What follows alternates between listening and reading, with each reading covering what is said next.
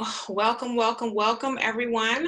This is the second to the last pop-up webinar, I believe, for 2020.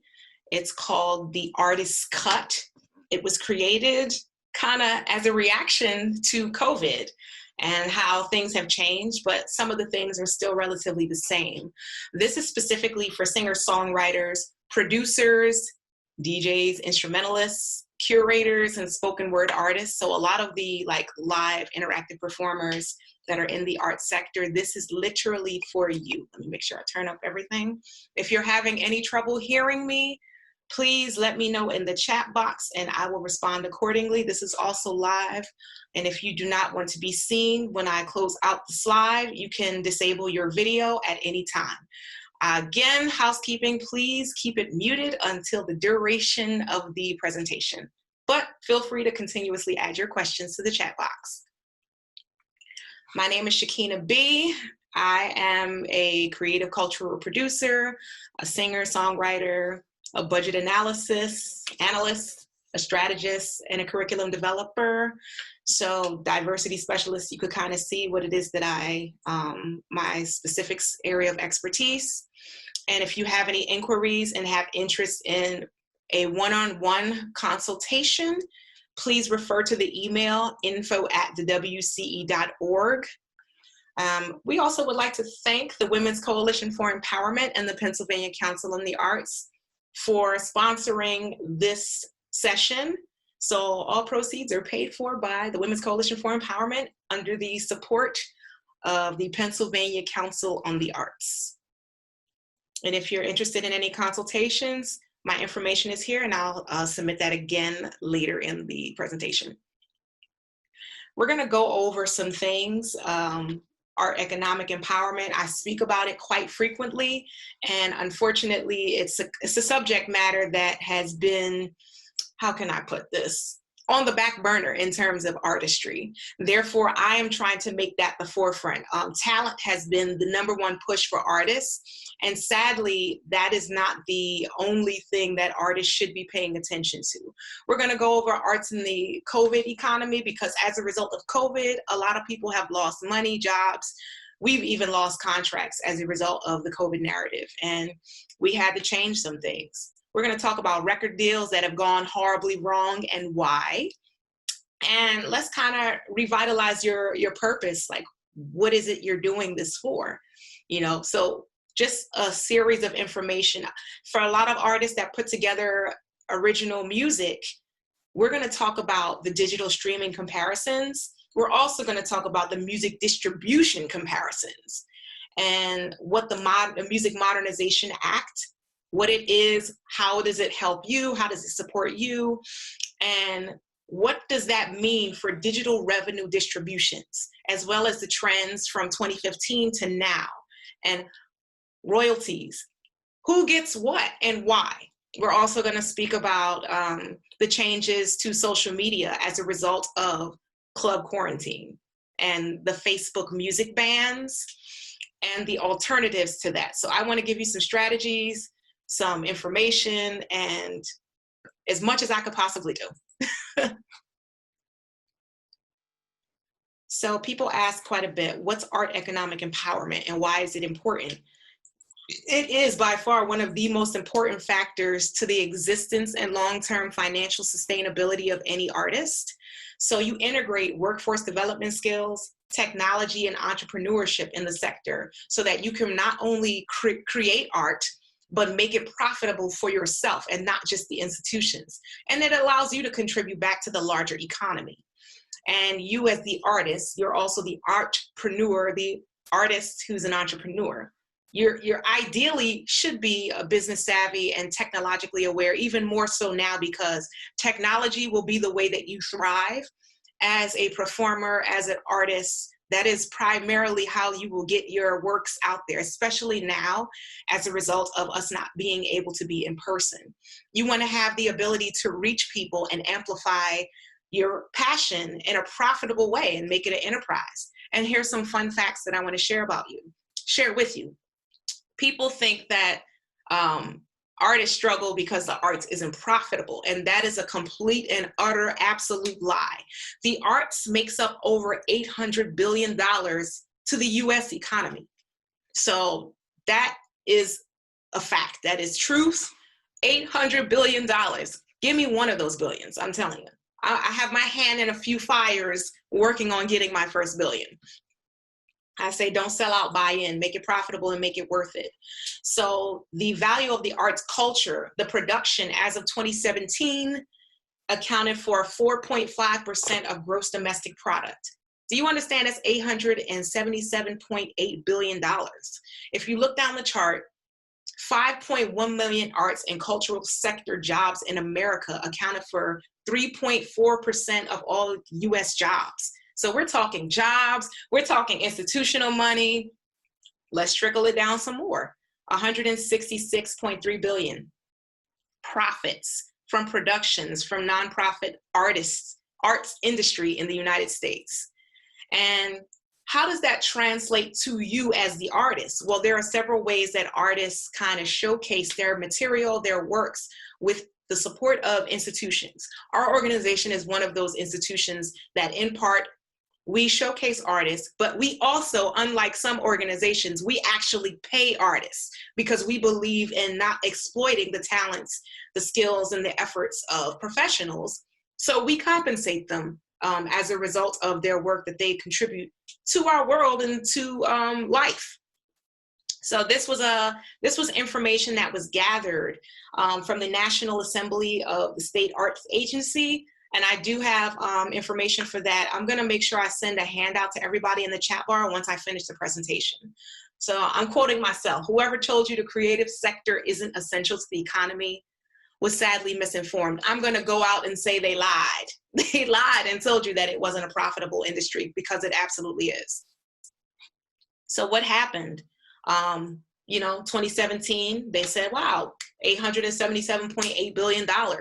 But because of COVID, this was just as a result of the National Endowments for the Arts, 42.4% of jobs were lost. Why? Because the in-person performance narrative got shut down. They were like, nope, we're trying to minimize the spread of this infectious disease, and we're closing out stadiums. And I knew it was going to get really bad. Once they said they were shutting down the NFL, the NBA, basketball, I said, baseball, I said, wow, they're really serious and we're about to lose significant money. So no tours, a lot of in-person opportunities, even for many of us who perform on the corporate scene. That is a loss. What do you do about that? And what was the big issue as a result of that loss? So many artists did not qualify for, many artists, unfortunately, did not qualify for unemployment for several months, until, at least in the state of Pennsylvania, when the PUA finally came through. Some artists were able to get it, but a good portion were not able to get it. And some artists exhausted it, and now it's no longer there. So it's just like, well, how do I pivot? Why is it that I was ineligible to receive federal support when I'm actually working and I'm contributing? That's because it seems as though that the individual artist is not valued by the larger economy, by our administrators, the legal administrators, our government administrators. It just seems like they're not valuing the arts, which is why almost half of the jobs were lost. And mind you, this information was procured as of March to April. We're now in the fall. So you can imagine how that number has probably grown. You have to figure out what your purpose is and why do you even create art in the first place. So the fun reason. Some people, they create art because they want money. Are you looking for fame? Do you want fans? Are you looking for notoriety? I hate to say this, but I'm going to have to say it. Some young person said, are you chasing clout? Looking to be signed? Are you trying to go on tour? Are you running against the clock? Did somebody tell you if you did not pursue this now, you'll never have a chance to do it? You want to share your experiences. You want to send a message. You want to connect with an audience, right? So these are all possible reasons why people create. And now I'm going to share you some actual facts. COVID impacted everyone, artists, venues, executive, etc. Like, we've been completely miseducated. Artists are unwilling to do the work. Many of us are not willing to do the work. And when I say we're not willing to do the work, we're not willing to do the business element of the arts. So remember, we talked about art economic empowerment and how you're integrating workforce development, entrepreneurship, and technology. You have to have an entrepreneurial spirit. And that means you're going to have to now roll your sleeves up. On top of being the creator, you're going to also have to be a hybrid and be a business person. And it doesn't mean you have to start a business, but you're going to have to start thinking like a business person. So in running your profitable artist operation enterprise like one, if you don't understand your contracts, but you're signing contracts all day, but you don't understand it. How many artists do you know are signed to labels and are in debt or locked into a terrible record deal? They're locked into a terrible record deal and, you know, can't get out or in debt and stuck in it. And now you're in this never-ending cycle of ongoing debt. You're actually not even making a profit. You're paying off debt that you never really had the capital to, you know, put out and make an investment in the first place on your own. You don't need to be signed to a label to be successful. Yes, I'm saying that. You do not, I repeat, you do not have to be signed to a label in order to be successful. You do not need large amounts of money to create. And social media widened the access to the independent market.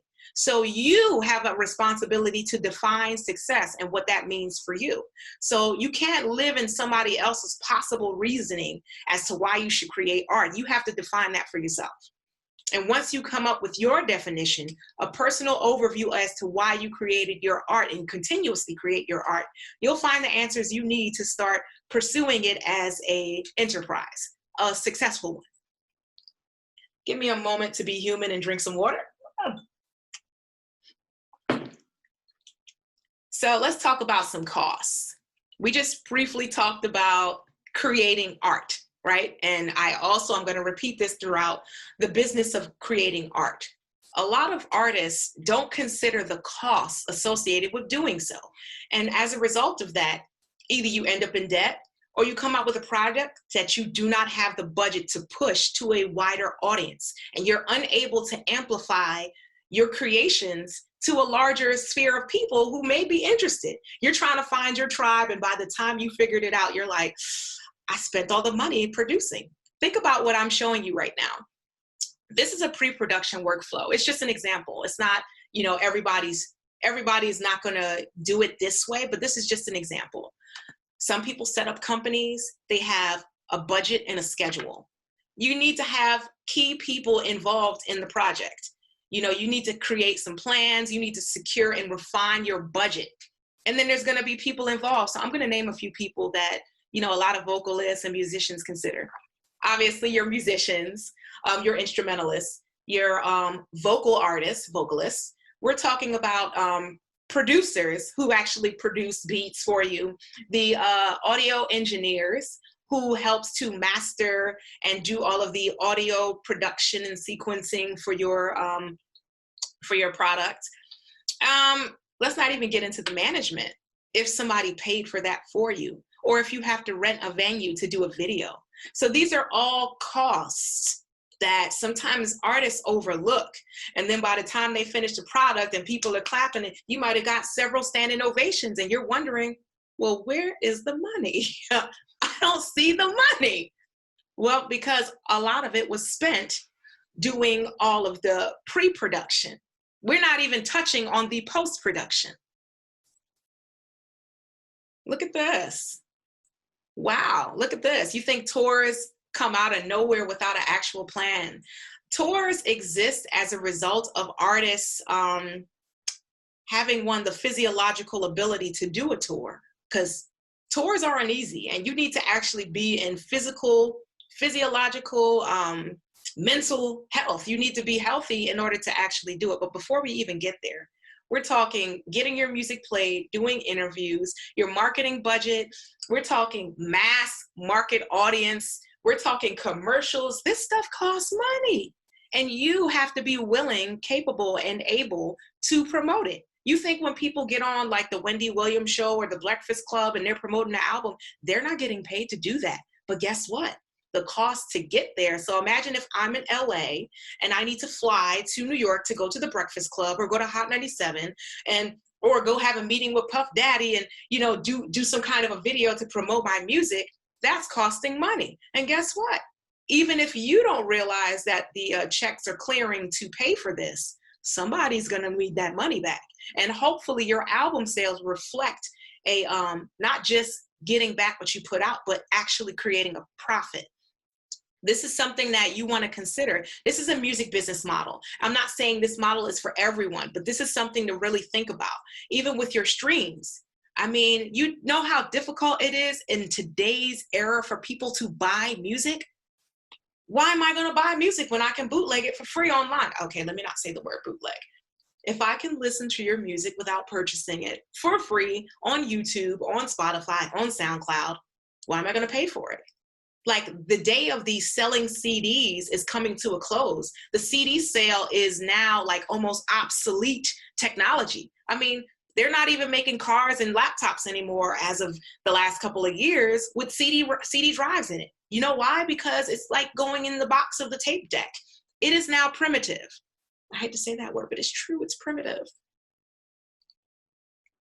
Now we're talking some stuff now. Now we're getting to the root to the fruit. Record deals gone wrong.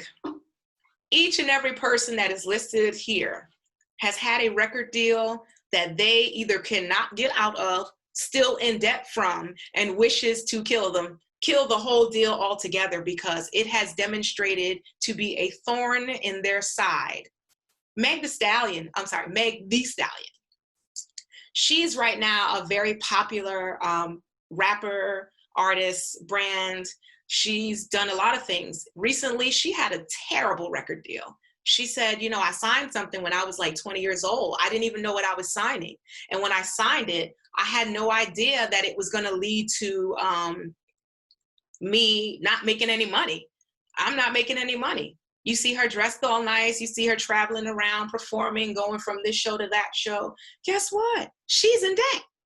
And not to say that she needs to file a Chapter 11 like our legendary queen, Toni Braxton, who stayed in debt and probably still is in debt today. It's because of a bad record deal. Remember that biopic that came out with TLC? That biopic came out because that was their reality.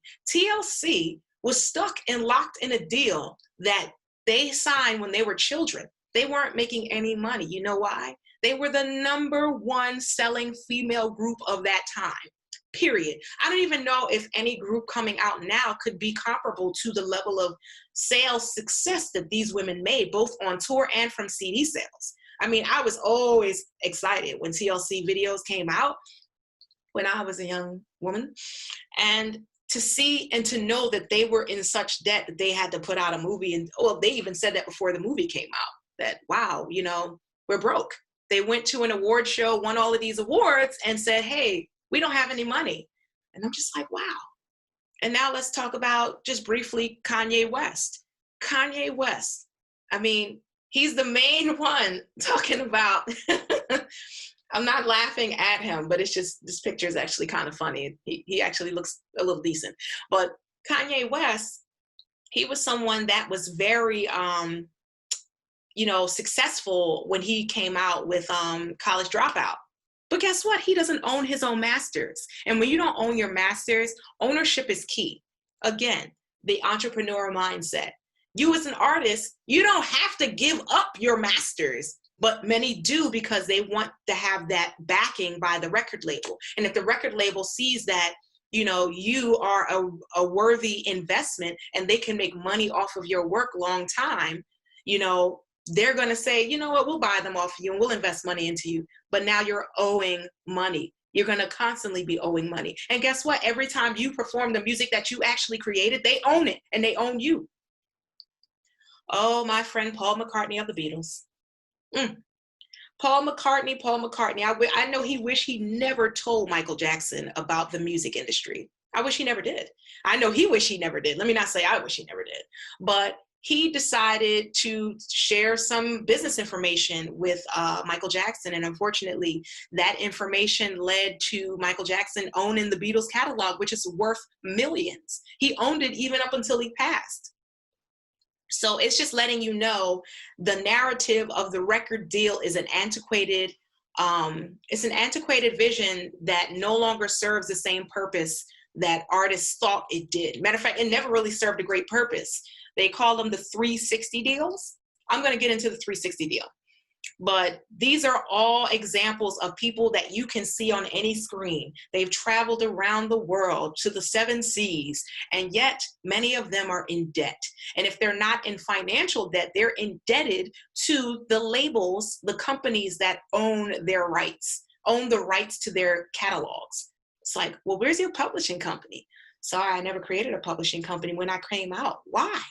Nobody told me that. Nobody's talking about this stuff, but everybody wants to talk about your look, your talent, how many social media followers. I don't care about none of that, because if you don't own your catalog, it's no good. It's useless. It's useless information. It's a useless narrative that no longer serves the purpose. And it's not to say that having a social media following isn't necessary in some regard. I mean, yeah, get a sponsorship deal, but people are buying social media followers. You realize the majority of people who have millions of social media followers, many of them are bots. Many of them are unreal. Many of them were created so that they can get a sponsorship deal with the companies so that it looks like they have a larger outreach than they actually do. And you can tell, because if I know somebody that has 10,000 followers, and if you have 10,000 followers, and when you make a post, less than 10% of the people are responding to that, you're not as relevant or popular as you thought you were. Therefore, you need to focus your energy on being a better business person rather than being a popular person in debt. A popular person in debt is not really something I think any artist would want to be on purpose. So it's just, remember we talked about what's your purpose earlier. Your purpose should be aligned with your personal values, your professional values. So it's just something to think about. So after I said all of that, take a deep breath. What do I do now? You breathe, especially because of COVID. Take a deep breath and breathe. Start updating your curriculum vitas, your resume, your bios. Restructure your services to include virtual components, because now the name of the game is who has the content that is consistent to draw people in. Do you have it? Research the market for your skills and successfully manage your finances. I'm going to say that again. Successfully manage your finances. You have to apply for funding and local support system. You should. There are several grants and funding sources that are available. I've been sharing them. I slide into people's DMs all the time, just on a random, like, hey, did you know this funding source is out? Hey, this grant is here for artists. So, I posted on the Women's Coalition and the Shekhinah B social media handles on a weekly, monthly, annual basis. So if you follow me, you'll see all of the information that I share. You need to start connecting with groups online in your field and market your current services to anybody that's interested. Updating your websites and your social media, create new bodies of work, or relaunch old bodies of work that you feel is relevant for a specific audience. And you have to be prepared for the opportunities. A lot of times people want opportunity, but they're not ready for it. If I say, hey, I want you to do a job for me, I have to do $1,000 gig, and it's, Langhorne, Pennsylvania, but they need a headshot, a bio, and an audio link. You need to have all of that stuff available and ready to go within 24 hours or less, or they're moving on to the next person. So you need to invest in the appropriate equipment for your virtual programming and network, because your network can bring you closer to the ideal net worth. So just keep that in mind. So the traditional performance, revenue versus the alternative products and service revenue. Prior to COVID, live performances was a thing, private or corporate gigs or touring. Well, as a result of COVID, we might need to bring that down to a halt because of safety reasons and because you can probably be fined, and I'm sure they're going to start suing people for spreading COVID unwillingly, unknowingly. You want to now consider your music distribution payouts and royalties. Start paying attention to that. You know how many artists I know create original music, put it out, they put it on these distribution platforms, and guess what? They don't have their copyrights. They're not affiliated with a rights organization, a performing rights organization, a PRO. They're not, they don't have a publishing company. So these are things that are very important for artists to have access to, especially if you want royalties. Because if your revenue is contingent upon you selling physical CDs, that is a bad business plan. And keep in mind, when I give you this breakdown, everybody's going to be shocked and jolted. I promise you. Even I was shocked and jolted when I found out. We're going to do a music distribution comparison, but in a few slides. Doing studio sessions. Right now, you should have your studio, your home kind of set up like a studio. I'm not going to lie. Even I have my microphone. I'm not using it in this moment, but you know, I try to keep some of these things relevant because there was a moment during COVID, I did a voice gig. I did a voiceover gig. And they said, hey, we need you to do another add-on to the voice gig. Guess what? I was prepared. I didn't have to go and meet anybody. I had everything set up and I learned how to use some of the basic systems. So that's just something everybody should start looking into. You know, songwriting and your referral fees and bartering. You know, just because you sing doesn't mean you can't write. So if you can read, then you can write, and maybe you should consider songwriting and practice and see. You never know. I mean, there's several songs out there and there's an audience for everybody. So right now, how I've been parlaying is doing speaking engagements, think tanks, symposium, presentations, selling literary works. I'll be coming out with a book soon. Stay tuned, 2021.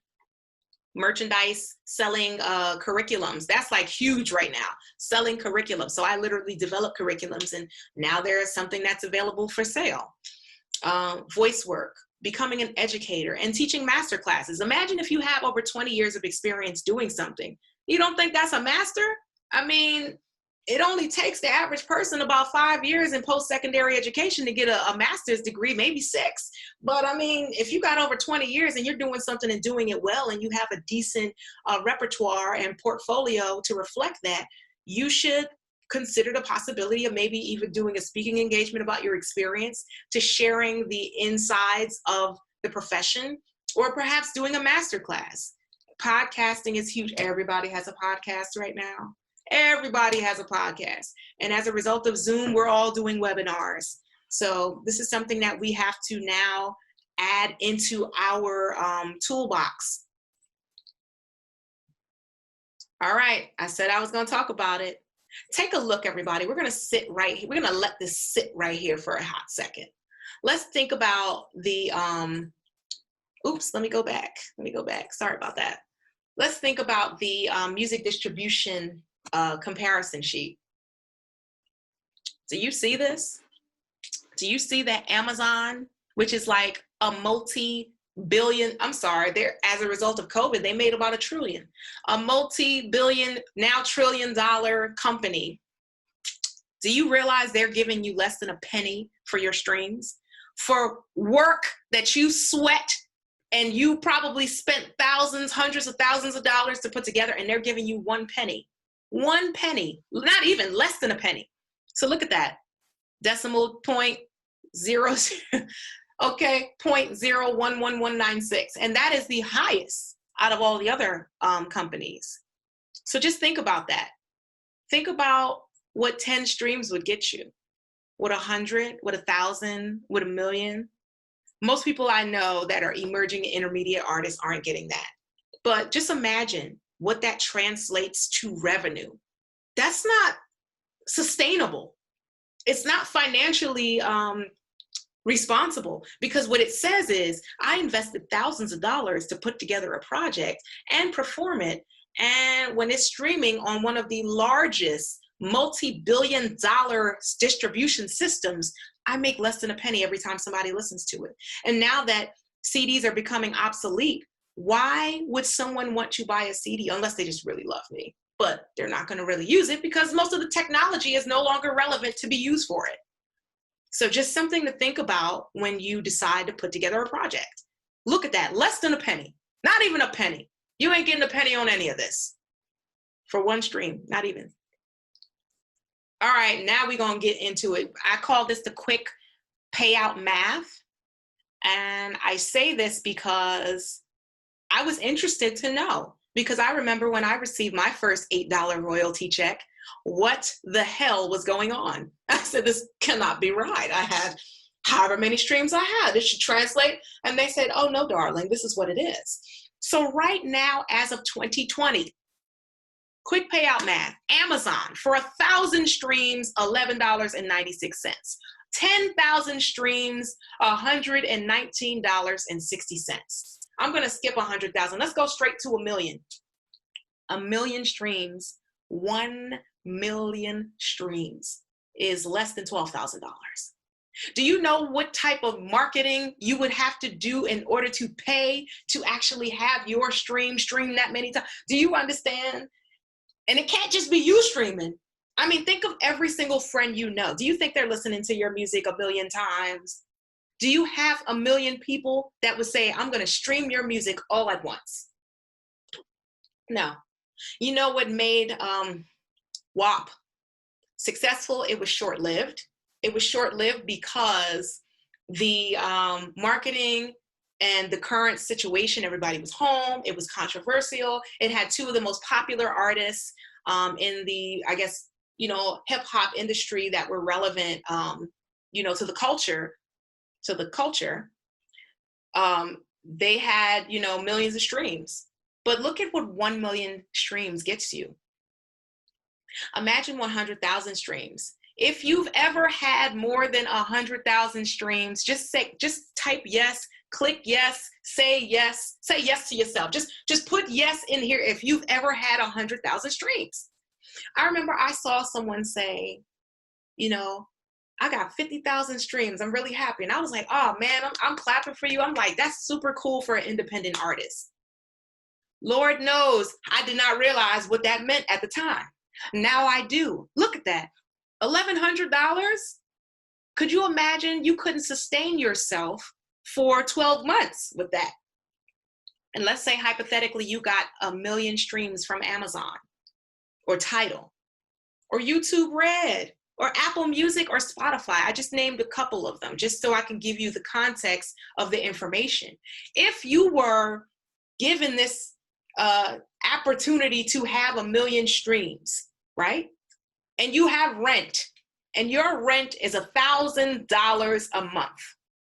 You could not sustain yourself for $1,000 a month. You know what that would mean? That would mean you would have to have 1 million streams consistently, or 100,000 streams every single month of the year. Every single month of the year. Who has that type of marketing? I mean, we all know every time Michael Jackson birthday comes out, Thriller, every single Michael Jackson song, his estate is definitely getting checks. The legends, they're getting the checks and, posthumously. Sadly for the living artists, this is it. So now we've cut out the middleman and now we still end up broke. We have to reframe this thinking. We have to shift gears here because this ain't worth it. Is it really worth it when you've spent thousands of dollars putting together a project to end up with this? Feel free to screenshot this. Feel free to share it with your friends. Screenshot it, but please tag me on it or hashtag the WC or something, or the artist cut. But take a look at that. Is that not disrespectful? Could you imagine 1 million streams gets you less than $12,000? People have children. People are like grown with grown bills, and this is what they come out with. Now, my apologies that this was not as visible as some of our other slides, but I wanted to give you some context. This is a music distribution comparison list. So artists will say CD Baby, DistroKid, Reverb Nation, TuneCore, et cetera, et cetera, et cetera. This is where I put my music And then they send my music to multiple different platforms for me to have streams and outreach, right? Sadly, the previous slide, where all of the money translates to all of the streams translates to dollars, that's what it means. So some of these systems, they charge you an annual fee, and they have a fee, and they don't necessarily, it's not very profitable. Look at that. Let's do DistroKid. I have to pay $20 every year. Not myself, but you would have to pay at least $20 for like a single, or or $36 annually for an album. But if I'm paying that much, am I getting that money back? Ask any person who's created an album. Show you proof that you've actually got back the monies. I'm not saying it doesn't happen, but the majority of the people I'm speaking about, they don't get back the money they put out. So I need you to really think about that before you put out a project. Unless you just want to put out a project for the purposes of sharing your art with the world, which I think is admirable and wonderful and beautiful. But if you're looking for it to be profitable, start thinking about what this looks like and what that translates to. Some of these systems, they don't pay you until you make at least a certain amount of money, like $25, maybe $10 monthly. Some are yearly. You know, the payment systems are every 2 months, quarterly. So if you need money every week or every month, you may not get your money for a while. So that's something to think about. Like, I need to rethink this because it's costing me more than I thought it would be. And is it really worth it? So what we have here is a failure to communicate. And I'm more than willing and ready and able and excited to communicate it with you. We have legalized payola. That's exactly what this is. Everyone says, Shekhinah, why would you say that? Yeah, if you have a problem with me saying that this is legalized payola, please put why you think this is wrong that I'm saying this. This is exactly what it is. Legalized payola is you're paying, just like, okay, back in the day, well, not too far a day. Back in the day, artists would pay radio stations and DJs to play their music. That was technically an infringement and against the ethics of the industry, because now you're suppressing a plethora of artists who could be heard and seen by that same audience. And now you're minimizing access for other artists. So guess who gets seen? The 1% artists who are backed by the record labels. Guess who does not get seen? A lot of independent artists. When they made Dreamgirls, I was so excited because I was just like, wow. One, I love the remake. I mean, the original was awesome too, but I love the remake. That payola, they paid people to play their music. Because guess what? If I don't play your music on the radio stations when the outreach was limited to radio and television, that means you're probably doing shows with a limited audience. So radio had a much larger reach at one time. And they've monetized this situation and legalized it and said, okay, well, instead of you paying the DJs and the radio stations, you're now going to pay us so that you could have the distribution. So if you're on a CD Baby, if you're on a DistroKid, if you're on a TuneCore, if you're on these systems, the more you pay for a premium account, the wider your reach is. Again, more pre-production costs that is dipping into your profits or potential profits. I need some water. So, and here's the thing. You could have the best music out, but if nobody gets to hear it, the right people to hear it and actually help to invest in it, it's moot. If you don't have a marketing budget, promotions and advertisements, this stuff costs money. And you have to have consistent streaming fluctuations. So like a lot of times people will say, hey, well, this song is dope right now. Like, we're not gonna hear Christmas albums in the summertime. You know why? Because it's not Christmas. So if you only have a Christmas album, you better get out of Mariah Carey's way, because we know she is the queen of the Christmas album and the Christmas everything. But you need to consider having a consistent streaming fluctuation so that it's not so limiting. And what I say is, if your song or your works are great, for a time. People aren't going to consistently listen to it to that level because now it's dated and now the next best thing just came out. So the question is, will artists see a return on the produced investments? Will 360 deals become obsolete? It should, and split shares. So artists need to consider how they go about producing their investments. And 360 deals need to just die, because I'm gonna tell you right now, they need to call them 180 deals, okay? Because you start out broke and then you end up all the way, when you get to 360, you're still broke. So they need to start a 180 where you started broke and now you on the other side and you're wealthy and profitable and relevant, and you can actually invest into that. Nobody's talking about that. Well, maybe the conversation is happening more and more these days, but that's something that, Prince, may he rest in peace, he was huge on that, because he still wasn't getting all the royalties he was entitled to when he came out with his album, when he did his deal with Warner Brothers. So again, don't be a slave to the narrative. Don't be a slave to the label. Don't be a slave to, I got to get a record deal. You don't need to get a record deal to make money. You can actually fine tune your costs to where it's, profitable, but also achievable and attainable for your budget. If your budget is only $500, then do a short single, figure out how to do some of your pre-production so that if you do get it mastered, it's within your budget. And then make a strategic plan of action to market it so that people buy into what it is that you're trying to do. Don't try to compete with the 1%. You will not win, no matter how talented you are. I believe there's possibilities for everybody, but I also believe people should be realistic and should not lie to yourself or be lied to by people around you. If you, because Puff Daddy, he made plenty of money, but there are several artists that are still struggling financially that have not made any money. And even if they're in that connective space, guess what? Tell them to show you the checks. Show me the returns. A lot of this stuff is you could print out a royalty sheet. You could print out all of the information for you. So have them demystify it. I bet you they can.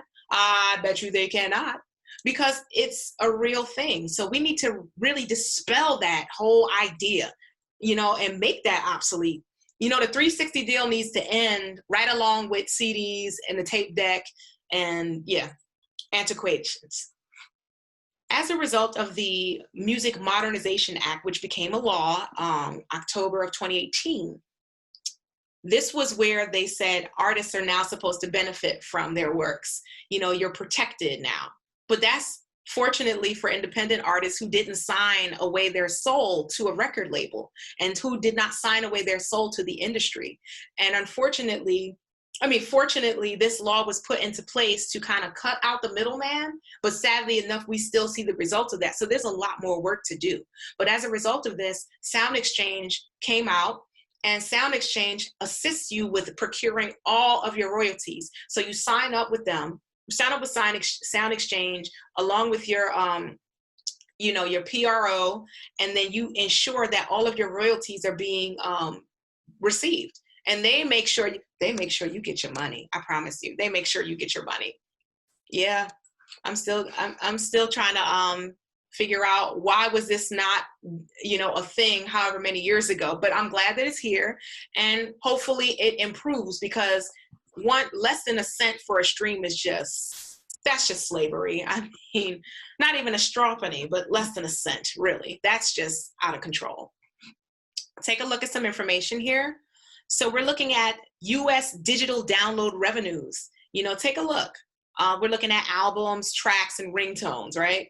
So this is still, we've seen a few millions, right? This is cute. 2018. Now take a look at on the other side of here, the U.S. digital customized radios. Look at that. Look at how Sound Exchange started increasing from 2018, 2019, 2020. Artists are getting money. They're getting more consistent money for some of their digital works than they were before, even your performance work. So if you perform something in person and it's your music and that venue was affiliated with the performing rights organizations, you're eligible for a royalty. Yes, for your live performances. So just something to think about. These are millions of dollars that we're missing out on. You know how many artists missed out on royalties they could have got, and nobody wants to tell you that because they're like, well, we already made our money off of you. We don't care about you. You need to start caring about you and considering how you can connect yourself closer to your money because it's yours. All right. I'm almost done. I know I'm overwhelming you with a lot of stuff, a lot of facts, a lot of information. Right now, we're looking at the music industry revenue comparison from 2015 to 2020. Look at how physical CDs, physical music systems, CDs, has gone down from 23% to 7%. And look at how streaming has gone up, you know? Like they're closing down physical movie theaters. So what does that mean for the streaming industry? You know Netflix just increased their price. I'm real mad about that because I was just like, how dare you? I remember when Netflix was like less than $5. Now Netflix got cute. Netflix got real cute. But they understood what's going on. People are safer at home. You can download a live movie at home. But now what happens when you're dealing with streaming, now it increases the capacity for people to bootleg your stuff. So just something to think about how we're changing, and you need to also change with it. And who gets what? Look at the artists wearing that tacky yellow top, getting the least money. But look at that publisher though. Look at that publisher. That publisher is getting that performance revenue, the mechanical revenue, the print revenue, the sync licensing, and the sampling. They're getting all the money. Look at that. The songwriter gets a little performance money, but look at what the publisher gets. Look at what the publisher gets. So just think about when you're creating works, you need to have ownership, not just be the instrument to be played and toyed with and used. You actually want to have a say in what happens with your creative works because it's yours. Shout out to Sister Tamika Moore, who did a riveting and amazing job explaining the importance of ownership.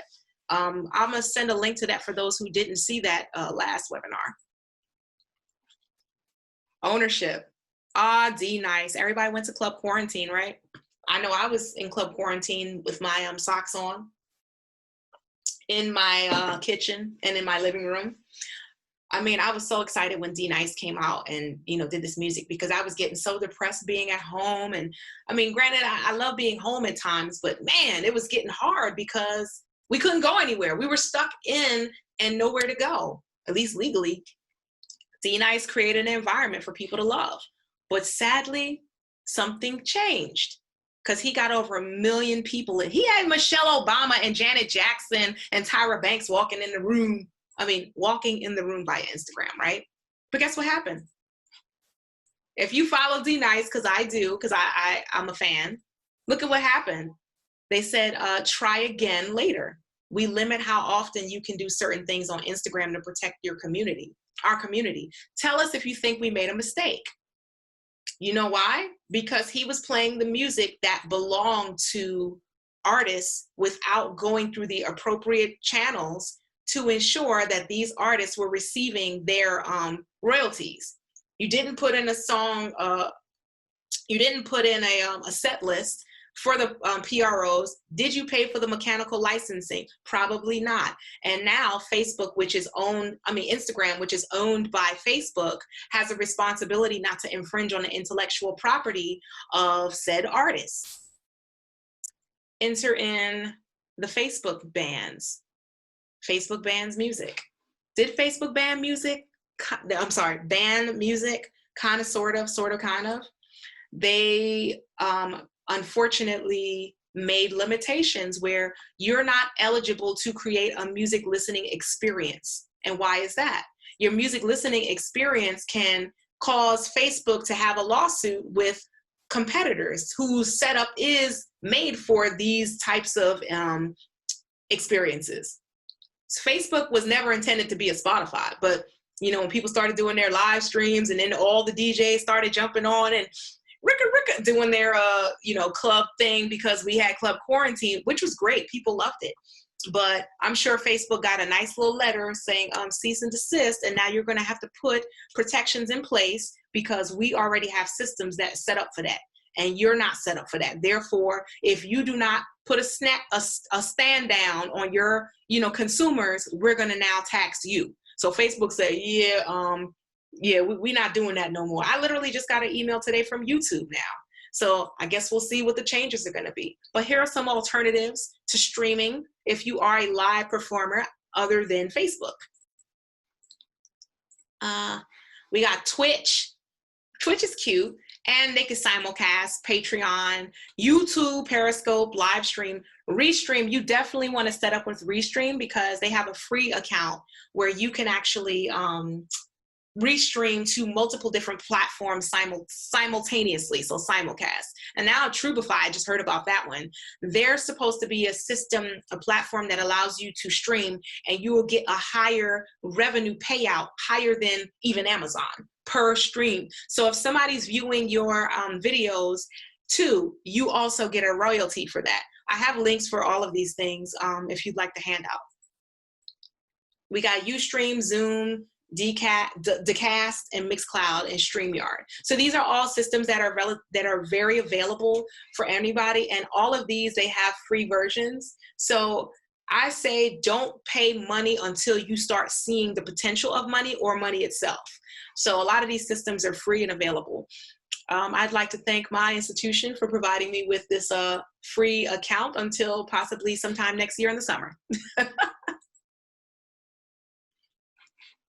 Pay attention to your legislation. The CREATE Act. The CREATE Act was supposed to create additional fundings for artists so that the gig workforce economy would be directly contributed to by the federal government. As you can see, it is not a law. It's been sitting real cute since 2019, and the senator of New Mexico decided that he wanted to sponsor this ideology, which makes complete sense because if you're not having government agencies directly contributing to artists themselves, you're cutting out the very people who make the world go round. You're literally continuously leaving them struggling with no alternative. So we have to think about that. And I don't know why they did not pass that. Why is this not a law? Why are we not funding this? Well, ask your senators, ask your legislators. Who knows? They obviously thought it was important enough to bring to the conversation, yet it's sitting there for a year since like May of 2019. It is now the fall of 2020, and we are still nowhere closer to seeing this become a law. But this is a conversation, and this is what you should be having, these conversations with your local politicians. Like, hey, what are you doing for the local economy? And I don't mean institutions, I mean individual artists. What are y'all doing for them? Nothing? Oh, okay, I'll wait. So what are the creative alternatives, in the digital age? Live stream performances, these are cool. And I'm gonna preface this disclaimer. Please make sure that when you're doing your live stream performances, that they are on platforms that will not ruin and change the algorithms and terminate your access because you are infringing on the rights of other artists. So preferably just be mindful of that. Webinar presentations like this, which is funded by a state grant and unrestricted institutional funding. Thank you for our sponsors. Re-released archive content live.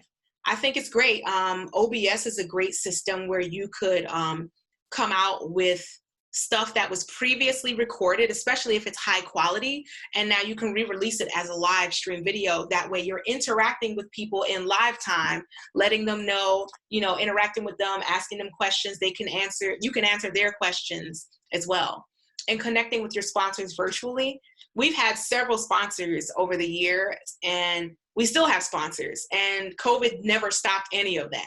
Why? Because we've maintained those relationships, and we're going to continue to maintain those relationships because this digital virtual narrative is the new narrative, and you have to normalize it in order for us to survive. So you have to pivot. I said I wasn't going to say that word. Now we have to adapt and change. Ticketed programming for donors. So if you don't want to just put out a live stream and put a tip jar, the virtual begging. If you want to have like a system that is like professional, guess what? Only invite those that paid to see you. And if they didn't pay to see you, then they shouldn't see you, because now you're thinking like a business person. You don't see McDonald's just giving away food. That was a really bad example because McDonald's is so nasty. But you don't see certain kinds of businesses just randomly giving things away. You got to pay. You have to invest, and you have to, give them something. What's your buy-in? So make sure that your support system and your donors are paying for the things that you've worked blood, sweat, and tears and invested in. Learn some new skills, some new education. During COVID, I learned a lot that I did not know. I'm still learning, and I'm still open to learning. Broadcast your content. Become a consultant, an independent contractor. So just because you may not have had a long experience doing certain things, why don't you learn how? They have so many free tutorials online showing people how to do things for free. I learned how to edit videos on YouTube. I was like, oh my gosh, that's all I needed to do and have this system? Okay, great. Interview peers in the sector. So if there are people that you respect and value, you should interview them just to see what's in the know, who has the opportunity. Follow the funding. So the people that you see are doing good, follow their social media. Oh, wow, sponsored by who? Okay, I'm going to find out how I can get that. I'm very transparent, and I share this information freely because I want to see everybody around me win. I'm not to the point where I'm going to hoard information, because I think that's a insecure mentality, and I don't believe in that. But I believe in supporting everybody in my community and sharing this information. It doesn't hurt me if you get the opportunity. Good, somebody should. And with that said, feel free to screenshot this if you'd like to have a consultation with me, Shekhinah B. I'm more than willing and able to set something up for you. I'm here for your Q&A.